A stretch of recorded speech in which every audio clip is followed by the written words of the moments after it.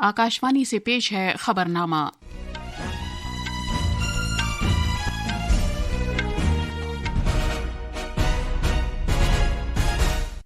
आदाब। खबरनामे के साथ मैं शबाना बेगम। पहले इस वक्त की खास खबरें। वज़ीर-ए-आज़म नरेंद्र मोदी आज नाइजीरिया, ब्राजील और गयाना के 6 रोज़ा दौरे पर रवाना हो रहे हैं, जिसका मकसद इन मुल्कों के साथ दो तरफ़ा और कसीर मुल्की ताल्लुकात को मुस्तहकम करना है। वो ब्राजील के शहर रियो डी जेनेरियो में G20 समिट में शिरकत करेंगे। वज़ीर-ए-आज़म ने जोर देकर कहा है कि हुकूमत शिमाल मशरक़ी खित्ते में पायदार अमन लाने के लिए लगातार कोशिश कर रही है।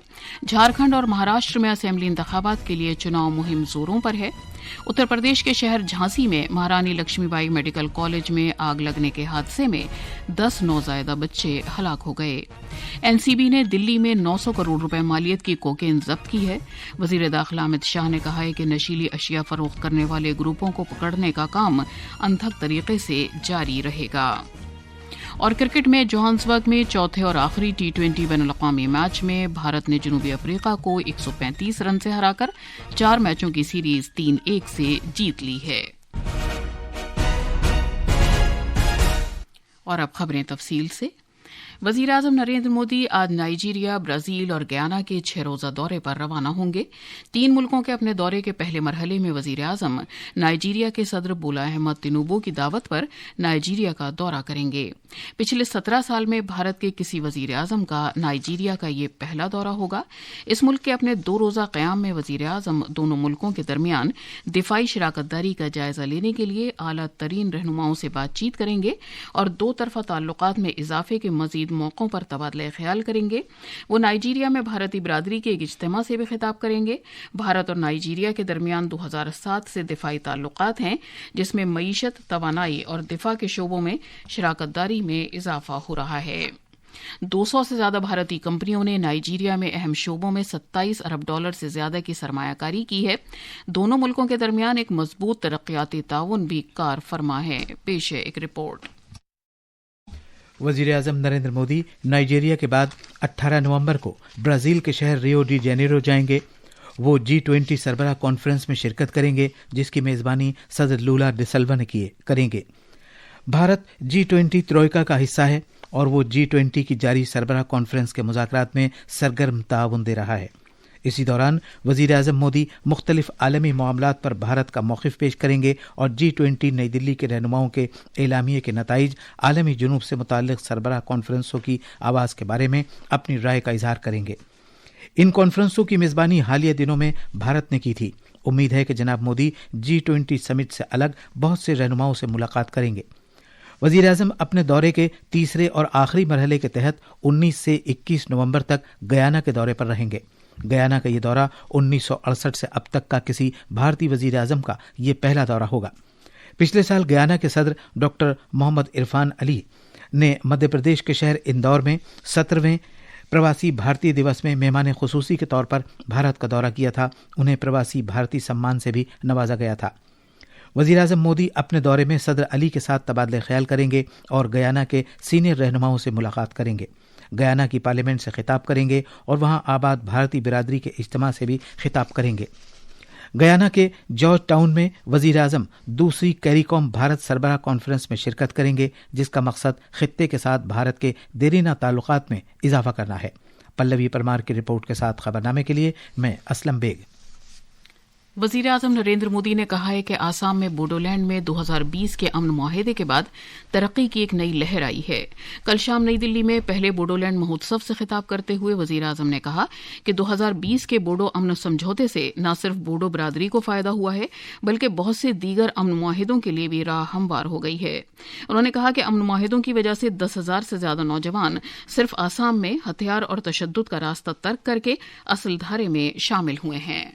मेरे नौजवान साथी मेरी प्रार्थना को स्वीकार करके वापस लौट आए और अब हिंदुस्तान का भविष्य बनाने में कंधे से कंधा मिलाकर के मेरे साथ काम कर रहे हैं। बोडो शांति समझौते अगर वो कागज पर रह जाता तो शायद और लोग मेरी बात नहीं मानते, लेकिन आपने जो कागज पे था उसे जीवन में भी उतारा और उसके कारण पूरे नॉर्थ ईस्ट में آپ نے شانتی کی جوت پرجولیت کی ہے دوستو۔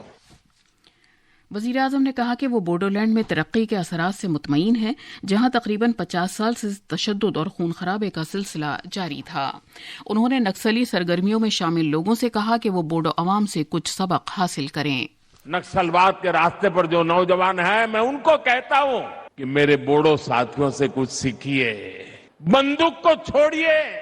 بم، بندوق، پستول کا راستہ کبھی بھی پرینام نہیں لاتا ہے، پرینام بوڈو نے جو دکھایا ہے نا، وہی راستہ لاتا ہے۔ انہوں نے کہا کہ حکومت شمال مشرقی ریاستوں کے مابین سرحدی تنازعات کا کوئی قابل قبول حل نکال کر شمال مشرق میں مستقل امن کے لیے لگاتار کوششیں کر رہی ہے۔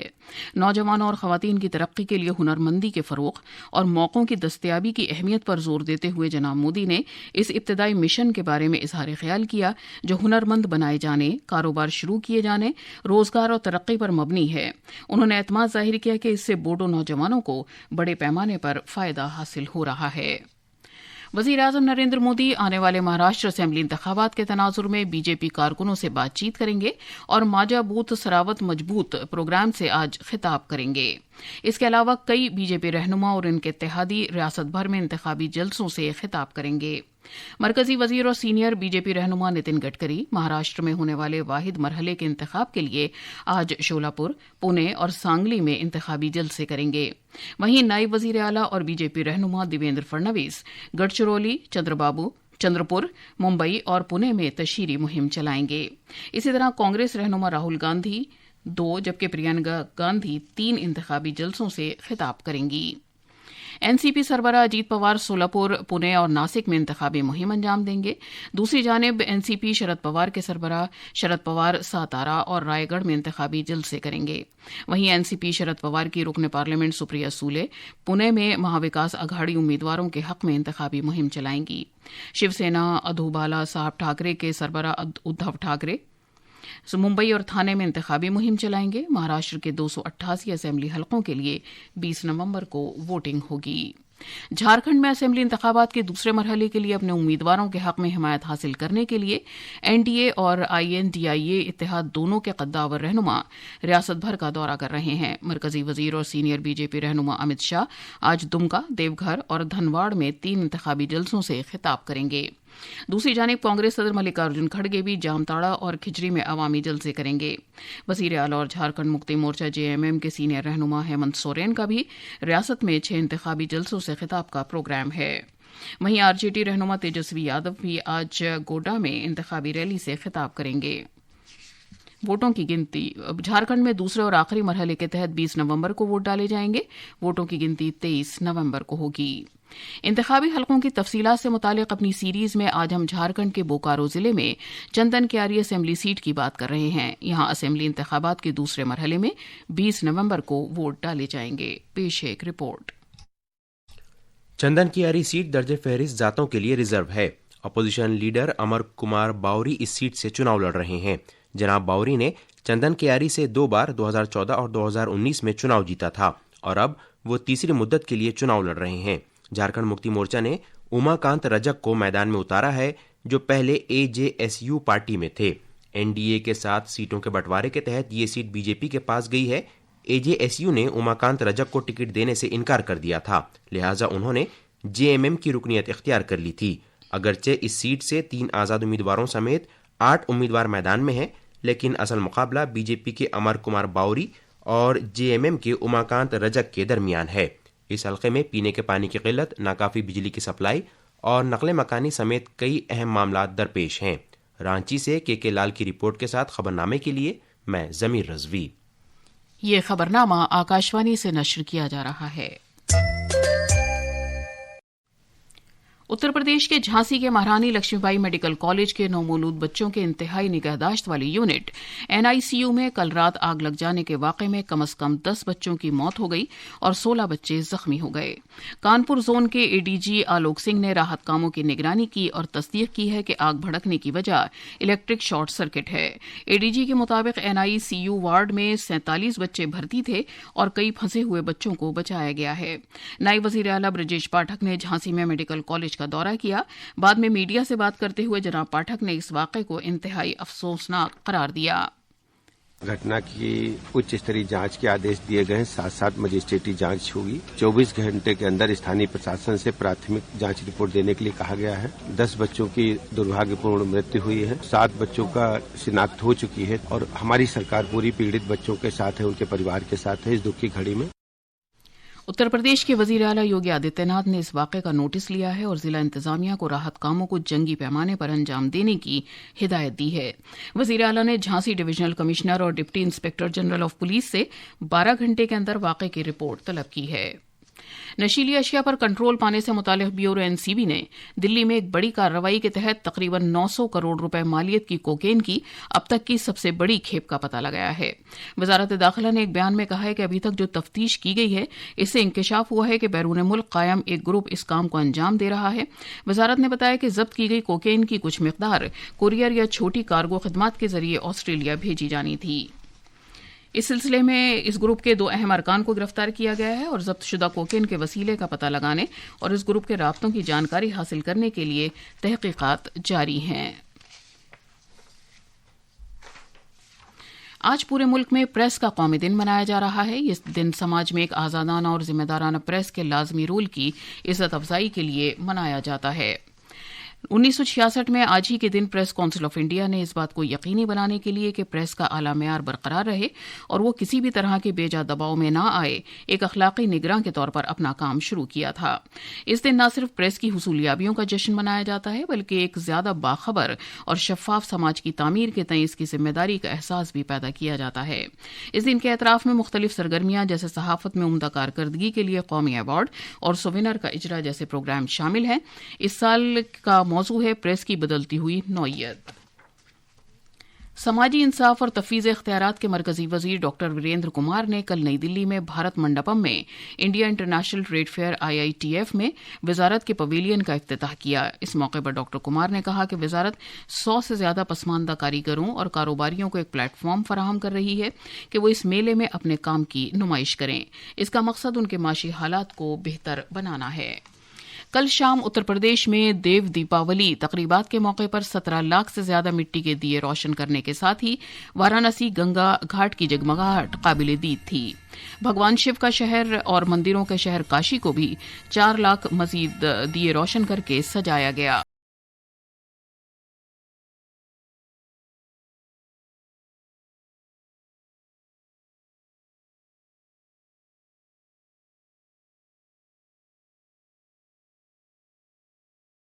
بازی کی گئی.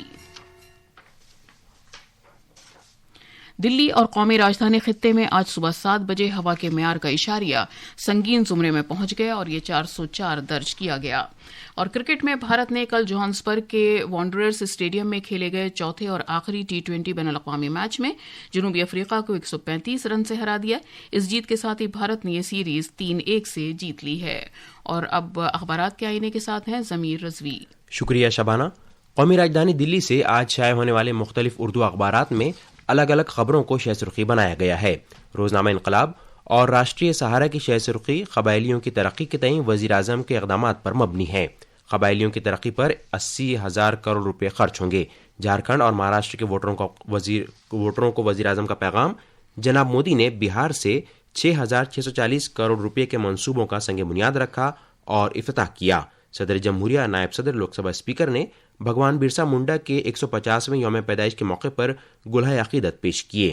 ہندوستان ایکسپریس کی اہم سرخی ہے مکانات اور شہری امور کی وزارت نے صحت مند اور جامع شہری کاری کے لیے طویل مدتی شراکت داری کو مضبوط بنانے کی غرض سے اقوام متحدہ کے ہیبیٹیٹ پروگرام سے متعلق مفاہمت ناموں پر دستخط کیے. اور آخر میں خاص خبروں کی سرخیاں ایک بار پھر. وزیر اعظم نریندر مودی آج نائجیریا، برازیل اور گیانا کے 6 روزہ دورے پر روانہ ہو رہے ہیں جس کا مقصد ان ملکوں کے ساتھ 2 طرفہ اور کثیر ملکی تعلقات کو مستحکم کرنا ہے. وہ برازیل کے شہر ریو ڈی جینیرو میں G20 سمٹ میں شرکت کریں گے. وزیر اعظم نے زور دے کر کہا ہے کہ حکومت شمال مشرقی خطے میں پائیدار امن لانے کے لیے لگاتار کوششیں کر رہی ہے. جھارکھنڈ اور مہاراشٹر میں اسمبلی انتخابات کے لیے چناؤ مہم زوروں پر ہے. اتر پردیش کے शहर झांसी में महारानी लक्ष्मीबाई मेडिकल कॉलेज में आग लगने के हादसे में 10 नौज़ायदा बच्चे हलाक हो गए। और एनसीबी ने दिल्ली में 900 करोड़ रुपए मालियत की कोकेन जब्त की है। इसके साथ ही खबरनामा खत्म हुआ।